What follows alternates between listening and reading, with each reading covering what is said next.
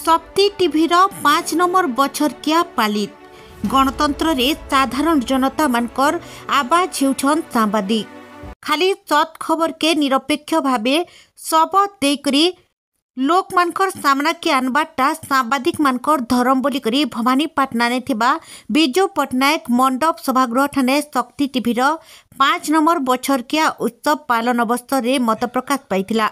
उद्घाटनी पर्व रे शक्ति टीभीर प्रतिष्ठाता डॉक्टर कृष्णचंद्र सेठींकर सभापतित्व रे मुख्य अतिथि पूर्वतन मंत्री हिमांशु शेखर मेहेर, मुख्य वक्ता भावे डॉक्टर उमेश चंद्र शतपथी, सम्मानित अतिथि भावे जोगदेई करी पूर्व ओडिशा ब्यूरो चीफ प्रदीप कुमार दास, राज्य ह्यूमन राइट्स सभापति प्रसन्न कुमार गुरु, बाबा पवित्र सबर, वैद्यराज तथा विशिष्ट समाजसेवी धर्म नायक, वरिष्ठ सांबादिक शांतनु कुमार बेहेरा प्रमुख जोग देथिले।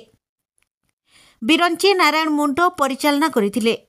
पश्चिम ओडिशा ब्यूरो चीफ रामकुमार सेनापति स्वागत भाषण देथिला बेलके जिला प्रतिनिधि कविराज दुर्गा कार्यक्रम के परिचालना करथिले।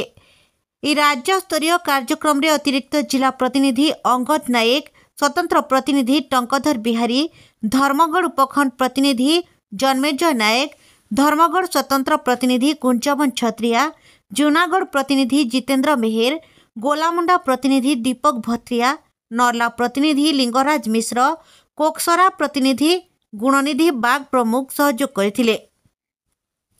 यह अवसर में भिन्न भिन्न क्षेत्र में पारदर्शिता हासिल करथिबा व्यक्ति विशेष मानकु मानपत्र, उत्तरीय और फुलगुच्छा देकरी सम्मानित करा जायथिला। कलाहांडीनो पद्मनाभ नायक रिपोर्ट, दहना टीवी।